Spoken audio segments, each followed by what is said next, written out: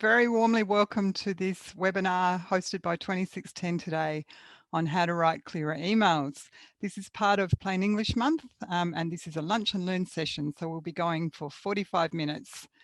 I'm just going to take you through some preliminaries for us, a bit of housekeeping.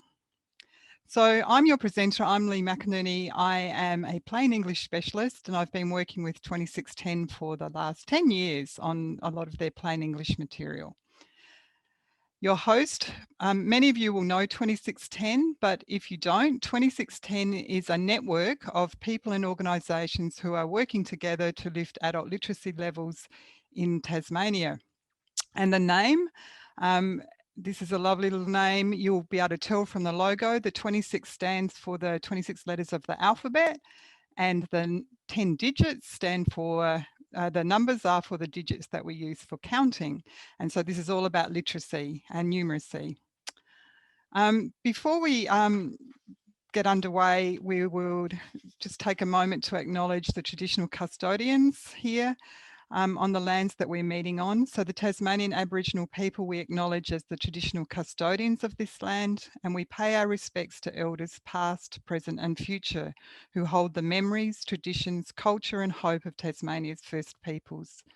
2610 also pays respect to the resilience and strength of the Tasmanian Aboriginal people and extends that respect to all First Australian peoples. So here we are. Okay, so what we'll be covering today is the Maid Technique. So this was the special technique that we promised in the invitation to you. The Maid is not the word made, it's the letters made, and we'll just take you through that. It's a really beautiful technique for making emails lovely and clear. And we'll also be looking at the tone of emails. So just how to get that tone just right, okay? How we'll be running things is that we would really love you to join in on the chat function. So everyone will have their videos off and be muted. But if you would like to take part, and we really encourage you to do that, please use the chat function. And we have slides. Most of the session, all of the session is slides. And we also have those handouts that were sent out to you before. Now, if you don't have the handouts handy, the material that we'll be working with from them will be on the slides today. So you'll be able to pick up on that. We'll also be asking you some questions, and we would love to we'll do a couple of quick polls and a question. We would love it if any of you want to contribute. And the chat function you'd all be familiar with, hopefully, but that's on the control bar there. If you have any tech problems that are hampering your efforts to watch this, then you can call 2610 team member Jen on 03 6165 6122. So just jot that down if you think you've got a problem. But otherwise, you can actually message through the chat as well if it's working. Okay, that's the technical things. Just so you know, we're recording. This will go up on the 2610 website after, but the chat won't go up there, okay? So please feel confident to just chat away with us. And also just to help you with viewing the slides, some of you might have those black boxes on the side, the black rectangle boxes. If you'd like to get rid of them so you can just see the slides and the screen, go to any black rectangle. I'll take you through this now for those that don't know how to do it. In the top right corner are 3 dots. Click on them. You'll get a drop-down box. Scroll to hide non-video participants and click again, and all those black boxes except for mine should disappear. Okay, so I'm just going to give you a half a sec to do that if you want to. Okay, so sit back, relax, and here we go on how to write clearer emails. First chance for you to give us some of your thoughts. So here's a question for you. How often each day do you receive a work email that makes you feel like this? So smiling, relaxed, and also not one with a joke in it, because that may well make you smile, but something that makes you feel that way. So can you please answer either A, for you never get an email that makes you feel like that, Or B, 1 to 5 times a day, you might get an email that makes you feel like that. Or C, more than 5 times a day, you might get the sorts of emails that make you feel like that. So if you can use the chat, and I'm just going to pop up and just have a look and see what we've got coming in. Okay, this is really good. So, wow. So we've got a lot of B's. So people are getting a few. We've got a couple of A's. So people are never getting those sorts of emails.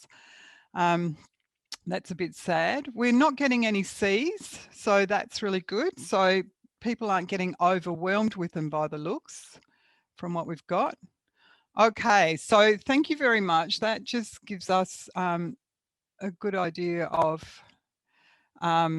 that people are getting emails that don't necessarily make them smile, and let's assume that they're making you frown a bit and scratching your head and that sort of thing. So can you also just join in and let us know, what do you think makes a good email good? So if you can use the chat for that, and we'll have a little look. What are the things that make a good email good?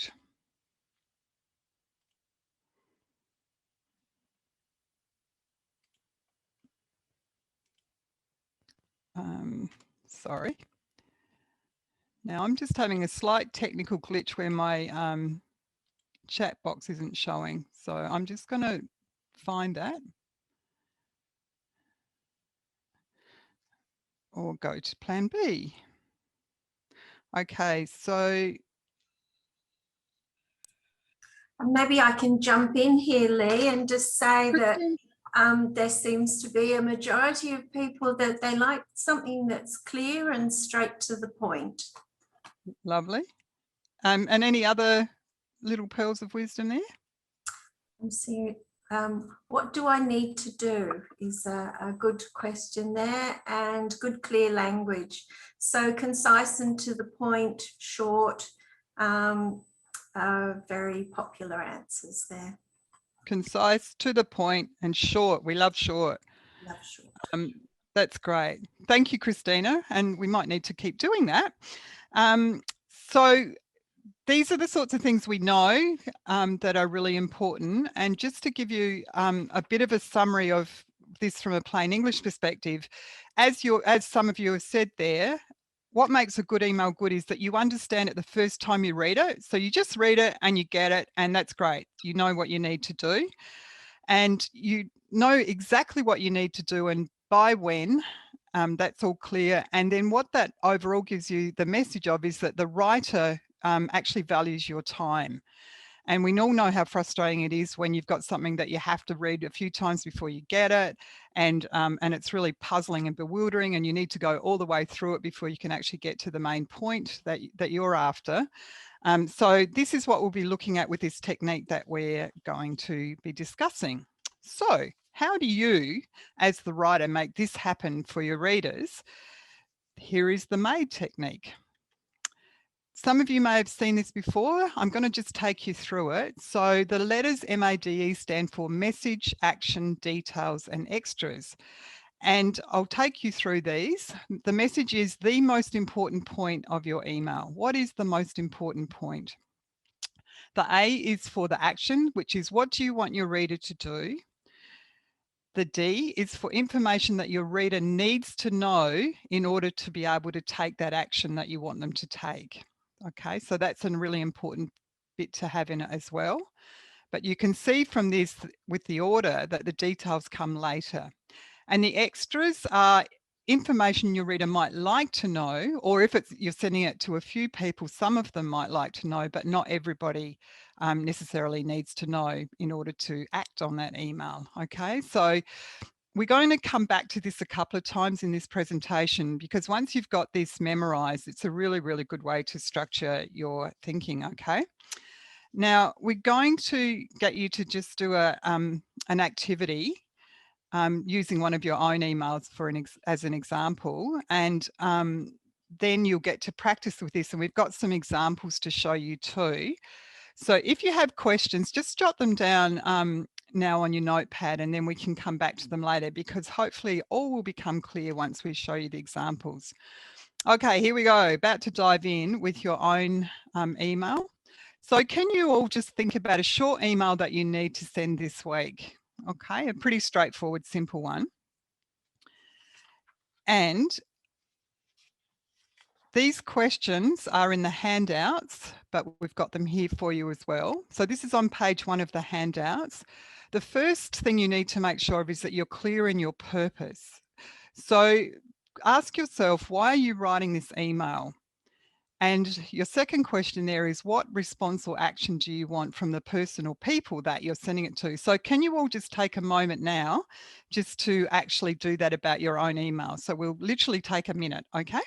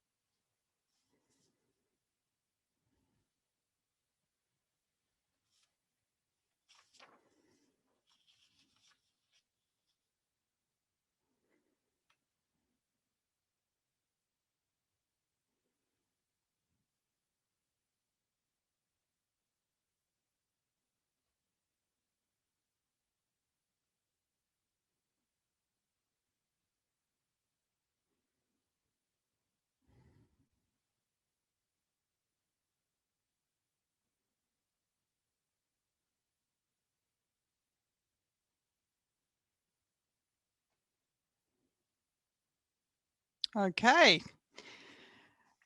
So you'll have your own points down about that, but some of the sorts of things that are pretty common with emails in the way that we use them is to, the purpose is to provide an answer to something. It might be to seek an answer to something.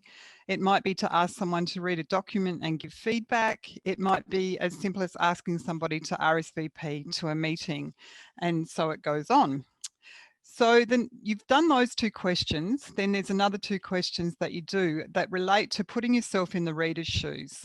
And this is really, really important thing to do.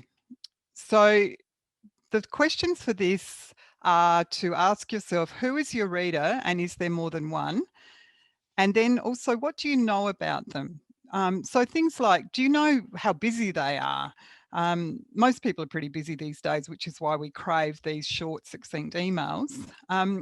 With the topic that you're writing to your reader or readers about, how familiar do you think they are with that actual topic? How much do they care about the topic? And a special question, from 2610's perspective is, how literate are they? Will they actually be able to read and make sense of your email? Is it using a lot of jargon? Is it pretty straightforward? Those sorts of things. So the more you can kind of picture your reader and where they're at and where they're likely to be at when they receive your email, this can be really helpful in how you put it together. So sorry, apologies. Can you just now take a moment just with the email that you're working on to just see what you come up with that, okay? So we'll have another minute of quiet.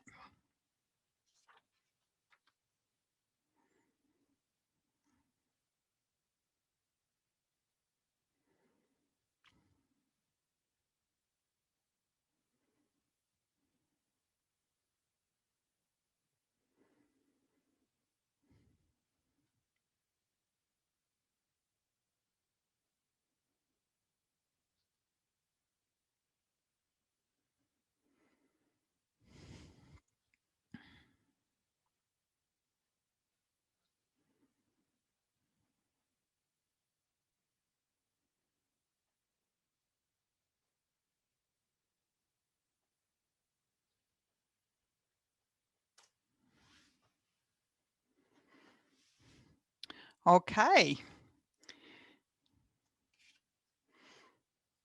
So you now have answers to 4 critical questions. It's nearly time to start writing, but it's not quite time yet. You know how often we sit down at an email and, in front of the screen or on our mobiles and we just start tapping away quickly. And often that works when it's a quick message, but when it's actually a proper email that you need to send and need to be a bit thoughtful about, then these questions are a great lead in to do that even before you start writing. But before you start writing, we've got a little tip for you, which many of us use now, many plain English specialists, and find it really, really helpful. And it's the Post-it note trick. So the idea is that those answers that you've put to the questions that you've just answered yourself for your email, what you can do, if it's a complex email and you really want to get your thoughts ordered, then you can just jot them down on Post-it notes, just a word or a few words relating to each of the points for those questions that you asked yourself, those 4 questions. And so remember, you're looking at what's my purpose in sending this email, and what do I know about my reader and what their needs are in terms of getting this email, okay? So the one we've got there is one we're going to show you that is one of our examples, but don't worry about the detail at the moment. It's just really that idea of getting the concept in your mind of, because of course, once you put it on Post-it notes, you can start to move things around. And this is where the MADE structure, the Maid Technique, sorry, becomes really good. So let's go back to that. You've got the, just to remind you, most important point first, then the action, then the information the reader needs to know, and then the information your reader might like to know, okay? So before we get you to apply that to your own email, we'll show you 2 examples that illustrate it really well. So one is, and these are in the handouts as well, on page 2 and then page 3. So this is an email about an afternoon tea to farewell Sasha, who's moving to a new job. So please just have a little read of that, noticing those 4 bits of message, action, details and extras and how it's ordered, okay? I'll just give you a half a minute to read that.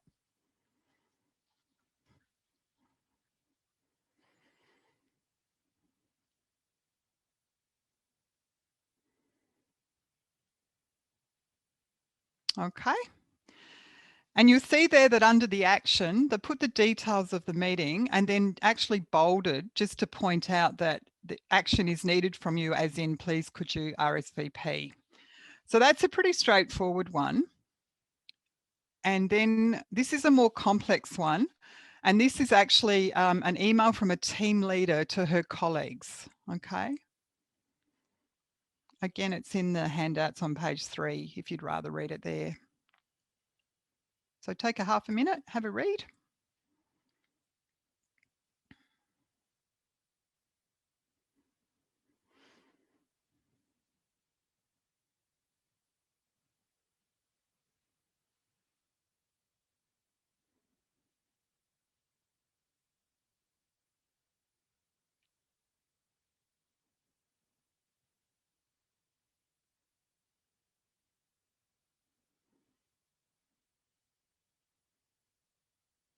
Okay.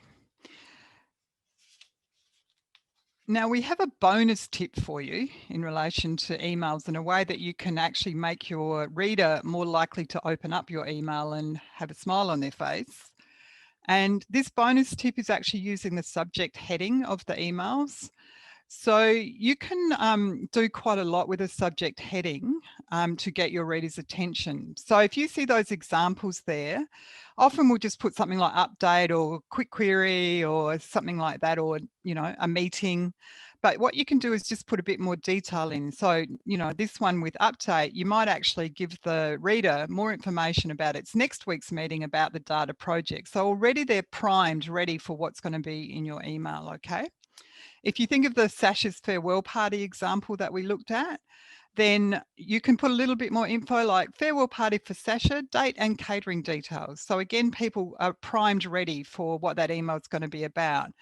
And then that third one there, instead of just saying new information or new approach, you could actually put compelling new evidence on why plain English is important, or something like that, that actually in essence hooks your reader to want to read your email, okay? Now, with this, there's been actually research done into this from a plain English perspective, and in terms of people's attention spans on screens, and up to 9 words is fine for that subject heading. You know, often we think, oh, I've got to make it really short and just a couple of words, but people are fine with skimming quickly up to 9 words and before they kind of get lost in too much detail. So just use that as a rule of thumb. for a way for you to be able to just get a little bit more across quickly to your reader. Okay, so now we're going to invite you to just spend a minute or two working on your own email and just take what you did with those questions 1, 2, 3, and 4 before and see if you can arrange it according to Maid. Now, it might feel a bit weird because often we're used to putting the most important stuff at the end. It's like you build the case, and then at the end there's the, oh, and this is actually what we want. So just start to play around with bringing that most important point and the action up to the top. So we're just going to give you a minute or two now, about a minute and a half actually, to have a go at your own. And if you have any questions, can you please pop them on chat and we'll get to them once everyone's had a go at practicing. Okay, good luck. Actually, I'll put the Maid technique up again so that you've got it in front of you.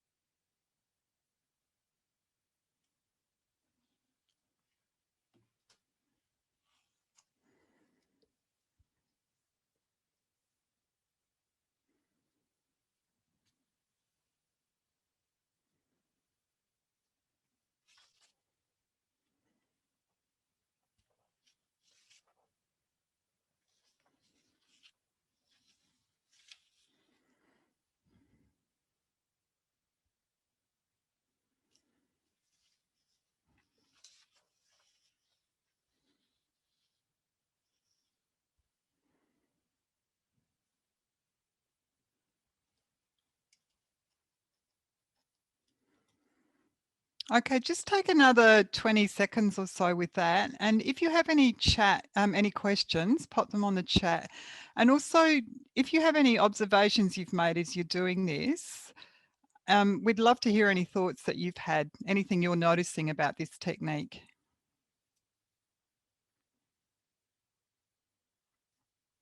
And Christina, if you can keep an eye out for us, please, that'd be great. Thank you.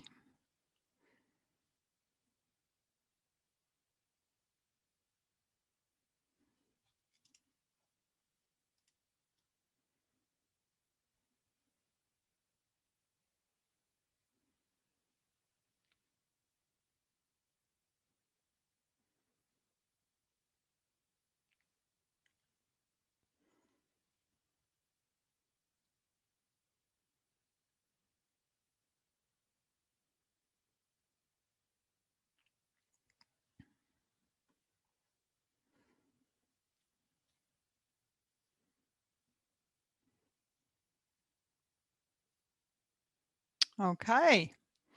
Christina, have you got any comments there for us?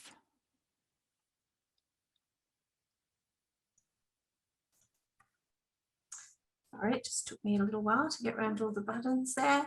Some people are adding, you know, that they like the clear attention grabbing subject line. Dot points can be handy, which yes, definitely they can when presenting that information. What would you say is the maximum number of dot points you could use when you're writing an email like that, Lee? So try not to do too many, like 5 is often plenty, because it just becomes too much to skim and take in. So aim for 5 max, okay? And we have a question from Rachel. I have to send an email and they don't know me. Where is the best place to introduce myself? So in that structure.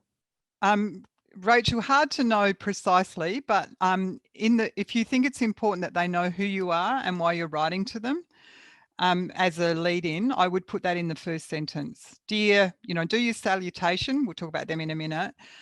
Dear so-and-so, I'm blah, blah, blah, and I'm writing to you about this, and then go into what it is that you want them to do.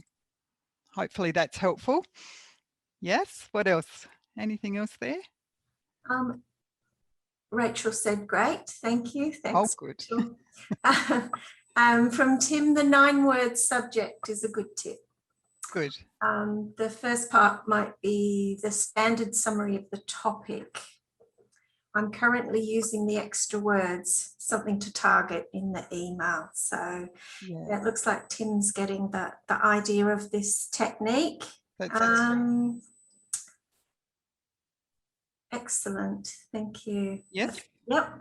Lovely. Good. And if you like, we'll come back to more questions later if you think of something after, and you'll also be able to get in touch with us after the webinar. So there you go. Good luck with Maid, and enjoy the Post-it note tip as well. It is just quite revolutionary, really. Okay.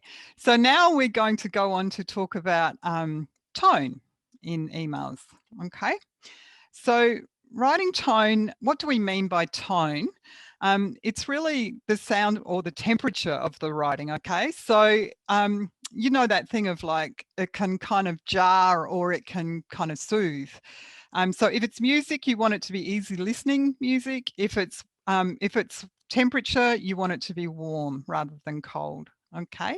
So we're going to just show you some ways that you can tweak the tone.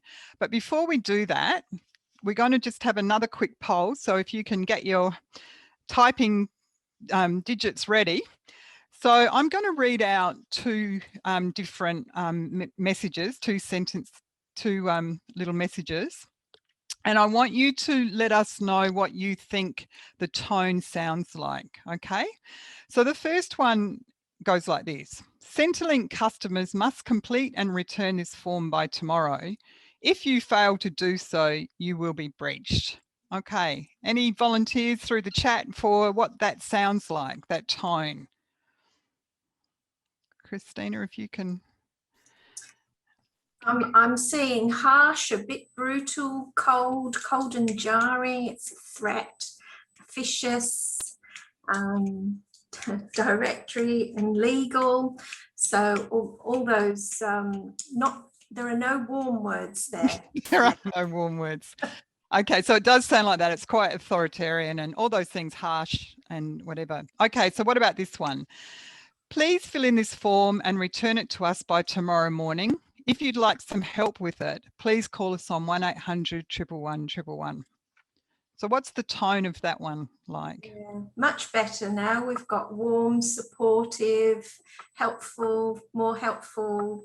Someone said kindergarten teacher, warm, lots of helpful and very new age Centrelink. Well, we can only hope that they can be warm like that and follow through. All right, that's really helpful. Thank you. So you start to see these differences in tone, and there's actually ways that you can kind of tweak the tone. So there's 4 that we're going to go through to help you master this a bit more. So here's the 4 of them, and I'm going to unpack each of them a little bit, okay? So the first one is in actually the words that you choose. The second is using personal pronouns. So that's the I, me, you, they, those words. The third one is, I hope you can pick up that, but it's mistakes with grammar. So grammar being sentences and grammar being the words that we use. And then the last one is a thing that's sometimes called register, but again, it relates to the sound of the email, and it's, does it sound informal? Does it sound formal, or does it sound sort of in between? So with choosing your words, Really, when you've done that thinking about your reader, you'll be in a better place to do this, but choose words that are familiar to your reader. So if you're writing about something that actually has a lot of jargon or it's quite technical, just really think about, am I writing to someone else who understands this jargon or this technical language, or am I writing to someone who's, say, from the general public? And if that's the case, then translate your technical language to words that will be familiar for your readers, okay? The second thing you can do with choosing your words is contractions. So that's contractions are where we shorten words. So you remember at the beginning of when you were waiting to come in, we had a couple of sentences on that first slide. So I'm just going to read this so you can hear the difference in the sound, okay? So what we had was, we'll be starting at 12:30. If we hadn't contracted those two words, it would sound like this. We will be starting at 12:30. Do you see how it's got just a slightly different tone to it? The same with the other bit. Say hello and where you're from, or we could have written that as say hello and where you are from. It's just got that slight little bit of, a little bit more ponderous. So using contractions carefully can be a really good way to just help the reader kind of feel, that it's speaking to them, because it's actually more about the way we speak as well. And then the third thing with choosing your words is the greetings, what we call salutations, and the sign-offs. So this is going to depend on, how business-like you need to be in the email, but we have a range of ones to choose from. These are just 4 of each. So with salutations, you might start with dear, especially when you're first contacting somebody. You might say good morning or good afternoon. If you're more familiar with the person, you might say hello, or you might even say hi as the relationship develops with somebody, as in, you've been working together, or it might be a colleague, that sort of thing. These are things you probably know, but again, by putting them here like this, you can start to see that you've got choices in which one you're actually going to use for the effect of on tone that you want to make. The same with sign-offs. Kind regards, best wishes are pretty common ones in Australia. If we're more familiar with the person we're writing to, we might say cheers, or we might say bye for now. But again, just use what is appropriate for that particular reader. Okay. And now we'll go on to the personal pronouns. And so this is where you use these words. Pronouns are I, me, you, he, she, they, all of those words. Often informal type things, people will put, the organisation, which is to let you know. But once you've introduced the organisation, the person knows who this is from. It's really good to just change to we wish to let you know, okay? This has been quite a shift. So I've been, working for quite a few decades now, and it always used to be very formal, the organisation or the department or the firm, or, whatever you refer yourself to. But this has been quite a big shift now, that is acceptable to, even in government, is to say we wish to let you know, or we this, rather than kind of hiding behind the entity, if you like. With good grammar, this is about making sure that your sentences are nice and smooth. For natural English speakers, that's pretty straightforward to know, but it's kind of funny the way that we talk, and then sometimes the way we write. It's easy to slip into this kind of a bit of a formal way of structuring sentences even, and things like that. Just if you've got an important email that you really need to make sure that it's right, one little tip is to actually read your sentences aloud before you send it out. Always good to do a proper proofread to make sure you've got no errors in it. But also, if you're really wanting to be extra careful, just quietly read it out loud and see if the sentences flow, okay? And if they don't, then see where you can tighten them up. Our next example with tone or thing to tweak is those registers that I was talking about. So I'm just going to shush for a minute while you have a read of those 3 examples and just notice what the difference is with them.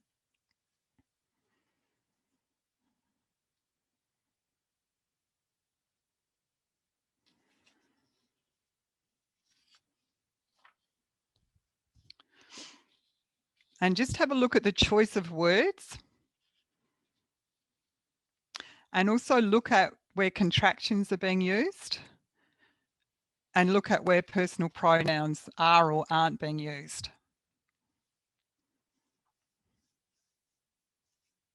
Okay. And just on this topic a little more, the words that you choose to do relate to the sort of connection you need to make with your reader, and whether you're quite informal or quite formal or somewhere in between. So really, ask yourself, is this a close or familiar connection? Do I actually want to have a bit of distance here? Be careful if you do need to have some distance, say if it's an official letter or something like that, that you don't stray into being cold, because you actually can be warm and keep a bit of distance when it's, perhaps a regulatory letter or something like that. But just know that you've got this room to move with this tone and getting it so that it's just right. Okay, now the $60 million question: to emoji or not to emoji?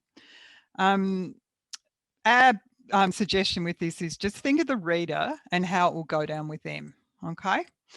And the other tip I would give you with this is sometimes we obviously use emojis to convey mood or warmth, smiles and things like that. But also just the challenge with this writing is to see how much warmth you can convey with these techniques that we're talking about, rather than just resorting to emojis straight away. Okay, so let's just check where we are. So we are doing well, which means that we've covered what we wanted to cover in this session today. So the Maid Technique, so that's about how you structure your emails to work for your reader as well as for you. And then the tone of the emails, so that you're sounding both professional and warm, particularly in a work setting, but everywhere really. So if you have any questions now, we've got a few minutes, so we've got time for questions if you'd like to do that. And otherwise, I'll show you what else is in our handouts. So while I'm waiting for some questions to come in, for those of you who've got the handout, so that was this document that Christina sent to you. If you've got it there, then on page 5 is some information about 2610's Plain English workshop. So these are free half-day workshops. If you'd love to do some more work on this, and also that what the workshops cover is more about like sentences and getting them clear and concise and that sort of thing. And also information about 2610's work generally is there. Okay, so Christina, do we have any questions coming in? Sometimes something from Kim. Sometimes we have a template email that is cold but effective. Yep. And so that sounds like you're intending it to be, you need it to be cold. Kim, that's what I'm assuming from that, by being effective. If you wanted to add any other comments to that, Kim, I'd be interested when you say it's effective. I'd just like to add, Lee, while people are thinking about their questions, that as well as offering workshops, we do have free plain English tools on our website. And the website address will be up at the end of the session. So please have a look on there and make use of those.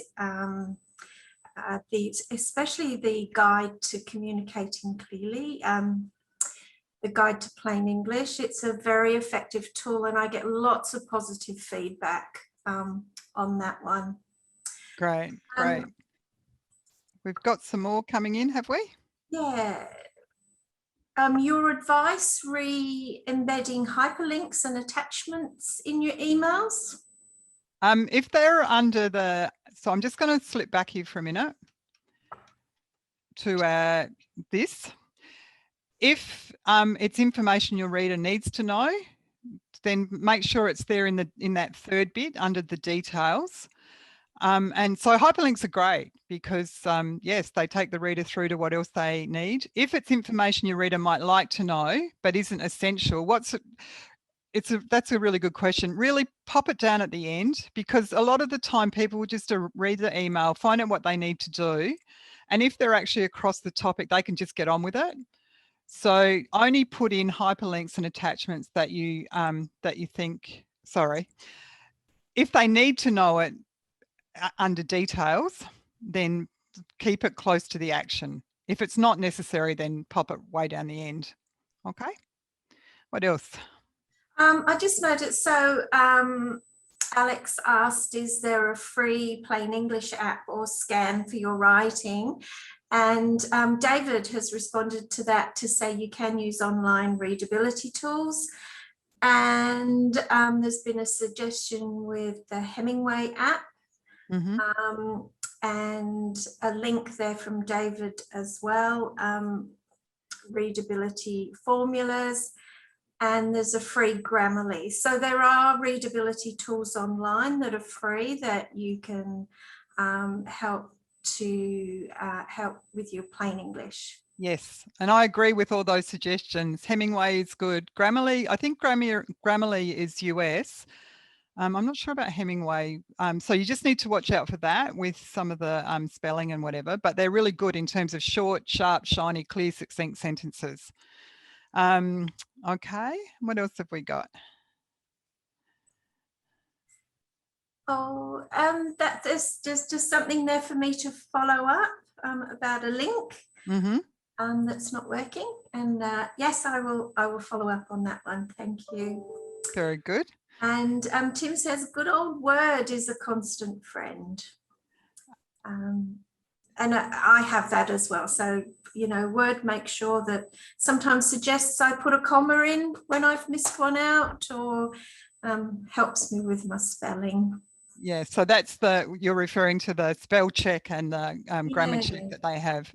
They can be helpful. I argue with them quite a bit, but that's because I'm a plain English specialist.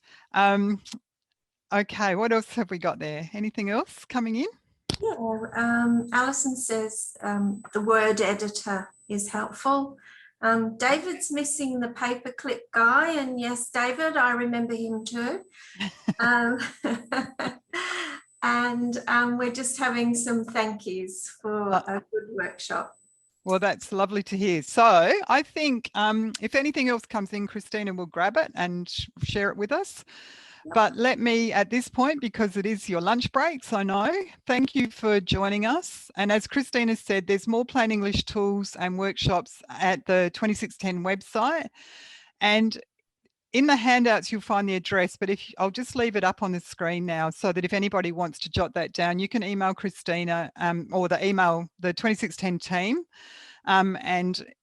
They are always very happy to help people with queries about adult literacy and about plain English. Christina, any more, or is that us? That's us. Just thank you to everyone for all the positive comments that they are sending in to us right now. It's great to hear. I hope, I have to say my favourite is the sticky note technique, and it's really helped me in the past when I've got all these wild ideas going on in my head, just to bang them all down and then I can sort the ideas out after. Yeah. So, good. Yes. Thank you for joining us. And thank you, everyone. It's been a pleasure having you here in this in the room, as we say. Go well and happy Plain English Month. Thanks, Lee. Bye. Thank you. Bye-bye.